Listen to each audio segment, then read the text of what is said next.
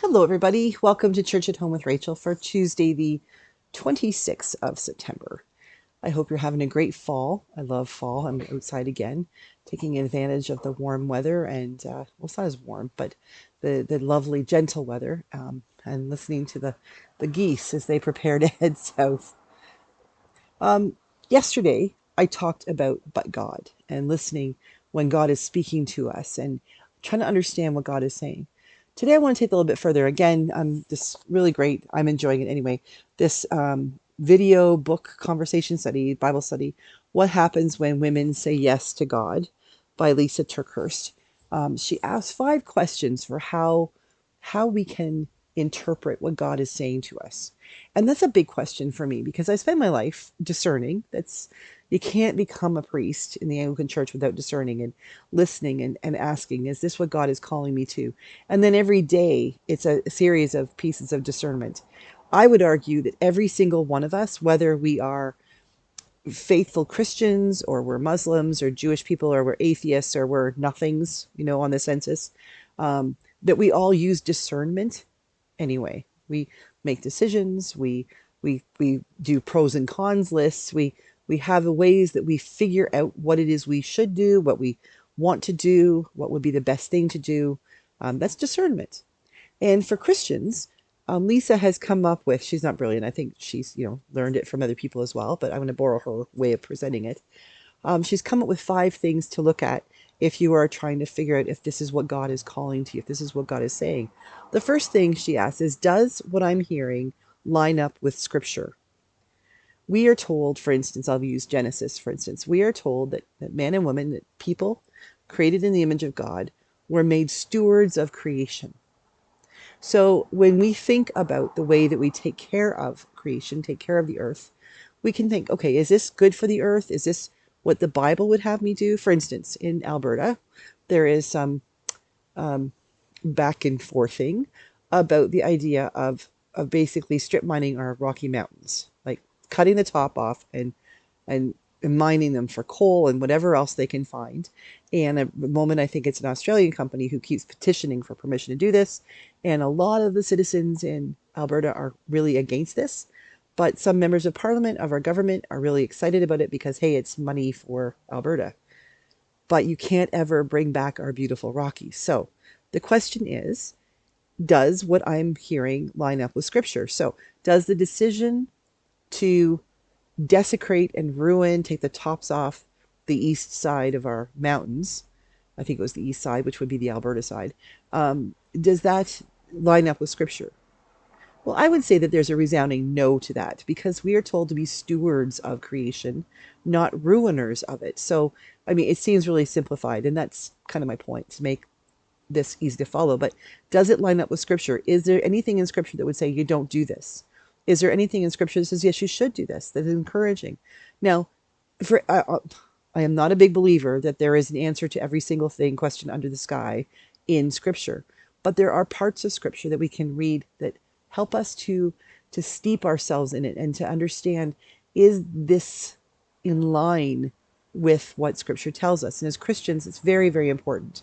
So it comes down to, how do we do that? Well, we read the Scripture. We read it every day. We listen to church. We study things. We look things up. With Google, it is so easy these days to type in and say, what are Scripture about, like creation? What does it say? What does the Bible have to say about ruining creation? Type it in and you'll find something. So does what I'm hearing line up with Scripture? Absolutely. The first step in understanding, is what I'm thinking about coming from God? Will it be blessed by God? Is this something that God would say, yeah, go ahead and do that, or not? That's the first way. Is it consistent with God's character? If what I'm thinking is like, okay, I've got a neighbor and like they're really loud and they're mean to my dog and all this stuff, and I think I should get back at them. I should go over there and I should flatten their tires. Is that consistent with God's character? How many times in Scripture, even the Old Testament, I know that there are some times in there when God gets a little dicey with things, but how many times is God really saying it's okay to be mean? It's okay to be nasty. Jesus says, turn the other cheek, love your enemies. So lining it up with God's character, how is this consistent? with who I know God to be? The third question is it being confirmed through messages I'm hearing at church or studying in my quiet times? So when you're at church or you're at work and you're with your Christian friends or your friends of your faith group, people who are like-minded and walk with you in your journey, are you hearing them say things? Are you reading things that speak to this without you saying to them, what do you think about this? Because people, especially people who like us, have this uncanny ability to want to make us feel affirmed.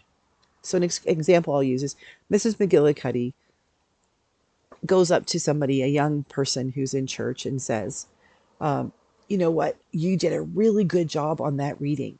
You should become a priest. Well, not necessarily. Mrs. McGillicuddy may not actually believe that that person should become a priest, but that's a high compliment in church worlds to say that to someone. So to say that to someone, and now if that person is thinking, I wonder if I should become a priest, they hear that message and they think, oh, that's God affirming my call to be a priest. And it may not be. So the question is, how do we allow, without telling others, without saying, this is what I'm thinking, what do you think? But allowing other people, allowing the world around us to speak to us.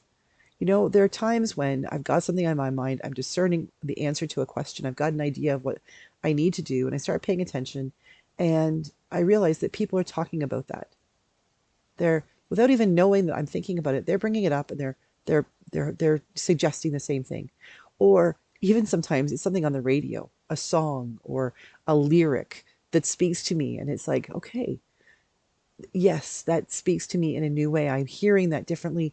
It either affirms or dismisses that what I was thinking about. Is this something I should be doing? The fourth question is it beyond me? Is it beyond me? Is this something I can do by myself? Is this something that I have all the skills to do? Now it seems like if you say is it beyond me, and you say no, like, or yes, it is, it's beyond me, I can't do it. That was like, okay, shut that down. You're not called to do that. But when we are discerning something of God, it comes back to the whole but God thing. If God is inviting us to do a new thing, and we know that it's in line with Scripture, it's consistent with God's character, and we see it confirmed through messages and from conversations and other parts of our discernment work.